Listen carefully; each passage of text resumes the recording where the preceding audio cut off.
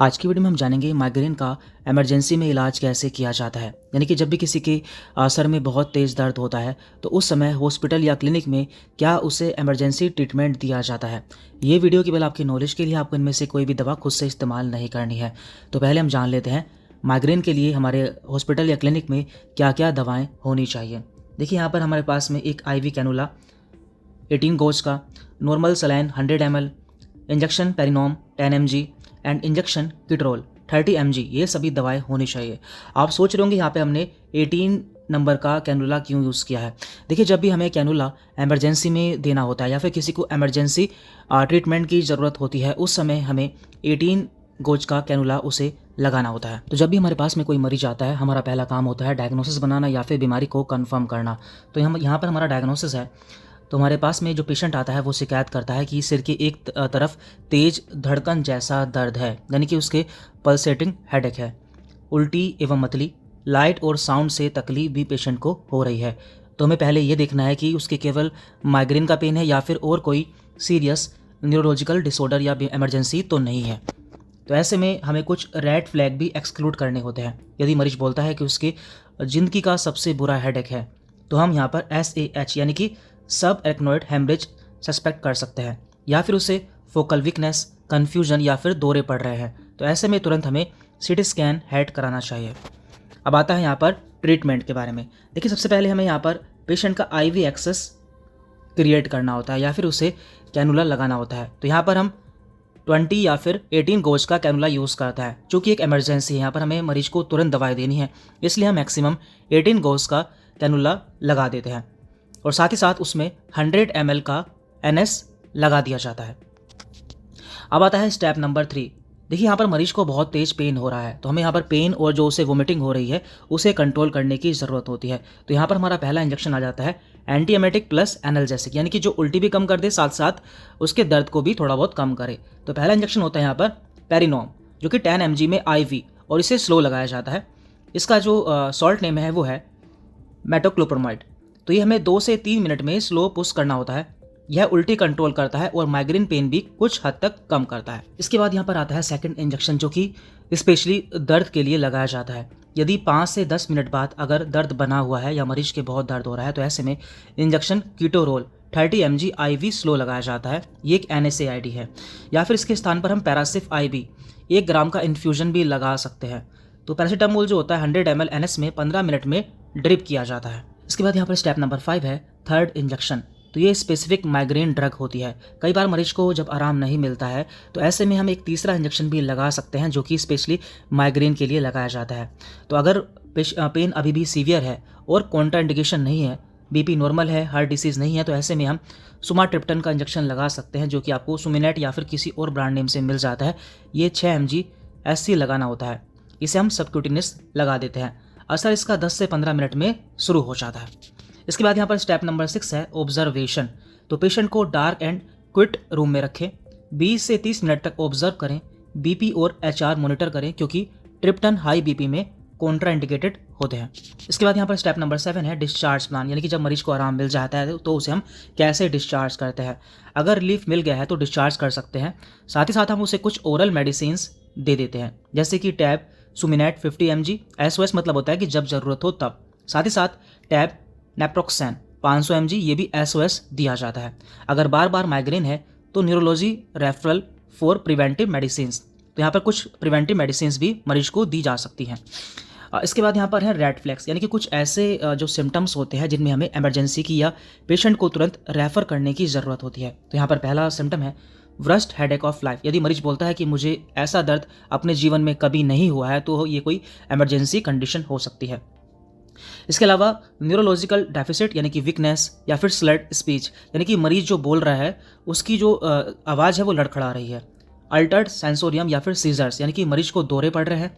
Persistent vomiting या dehydration, मरीज को लगातार उल्टियाँ हो रही है और उसके बॉडी में पानी की कमी हो गई है। Headache with fever and neck stiffness, यानी कि मरीज के सिर में दर्द है, साथ ही साथ उसके गर्दन में अकड़न है और उससे बुखार है। तो ऐसे में ये मेनिंजाइटिस हो सकता है। तो इन सब बातों का हमें ध्यान रखना है। तो यहाँ पर हम एक क्विक इमरजेंसी फ्लो देख लेते हैं। तो यहाँ पर हमारे पास में पेशेंट आता है तो उसके सीवियर 1 साइडेड हेडेक है, साथ में उसे नोजिया है।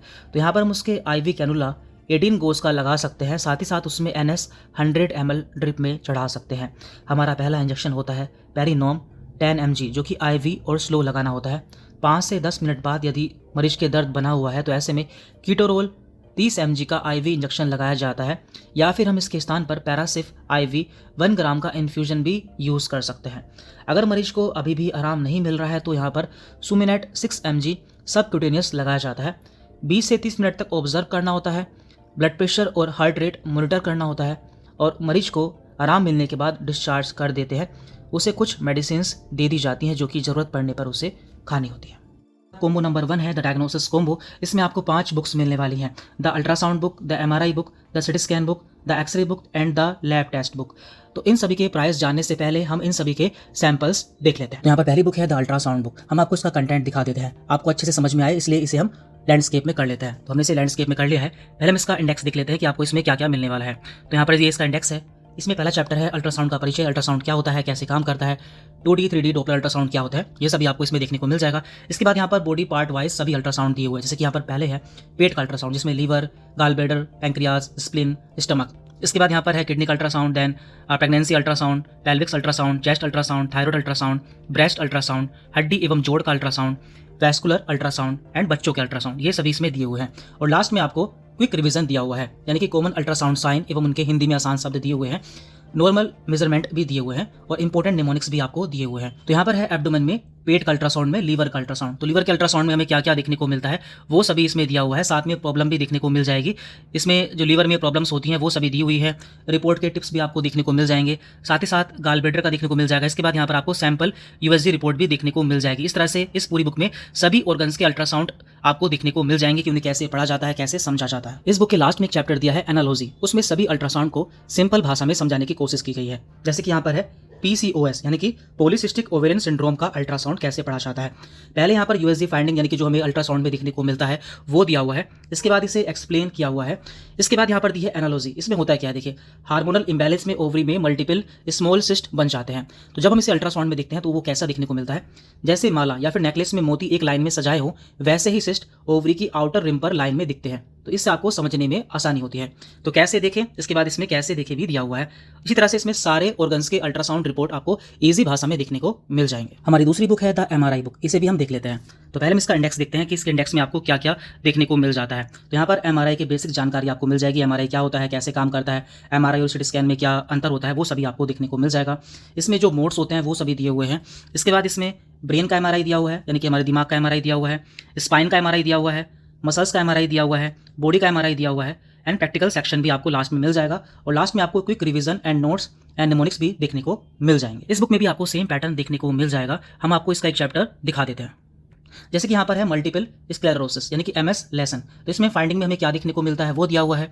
इसके बाद यहाँ पर एक्सप्लेनेशन, MS में ब्रेन की माइलिन यानी कि प्रोटेक्टिव कवरिंग डैमेज हो जाती है, तो इसकी एनालॉजी भी यहाँ पर दी हुई है। इसे ऐसे समझो जैसे इलेक्ट्रिक वायर का प्लास्टिक कवर निकल जाए, करंट लीक होने लगता है, ब्रेन में भी सिग्नल्स स्लो हो जाता है। यहाँ पर इस तरह से इसकी इमेज भी दी हुई है आपको समझाने के लिए। तो इस तरह से इसमें सभी ऑर्गन्स के आपको MRI रिपोर्ट्स के एक्सप्लेनेशन देखने को मिल जाएंगे। इसके बाद यहाँ पर हमारी तीसरी बुक है द सिटी स्कैन बुक। तो ये भी आपको दिखा देते हैं इसमें कि आपको क्या क्या मिलने वाला है।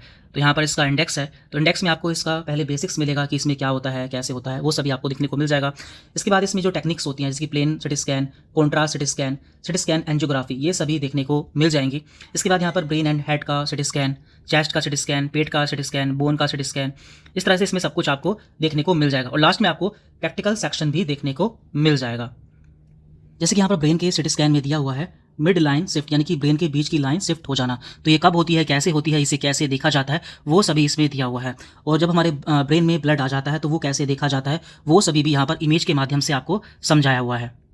बुक के लास्ट में आपको 50+ ब्रेन सिटी स्कैन की फाइंडिंग्स भी दी हुई है, जिसे आप इसे आसानी से समझ सकते हैं क्योंकि इन सभी को काफ़ी इजी लैंग्वेज में दिया हुआ है कि इनफैक्ट क्या होता है, इसका मतलब क्या है, कारण क्या है, लक्षण क्या है और हमें आगे क्या करना होता है। इस तरह से इसमें सारे फाइंडिंग्स आपको देखने को मिल जाएंगी। इसके बाद आती है हमारी एक्सरे बुक। तो इसे भी हम देख लेते हैं इसमें आपको क्या क्या मिलने वाला है। तो पहले हम इसका इंडेक्स देख लेते हैं।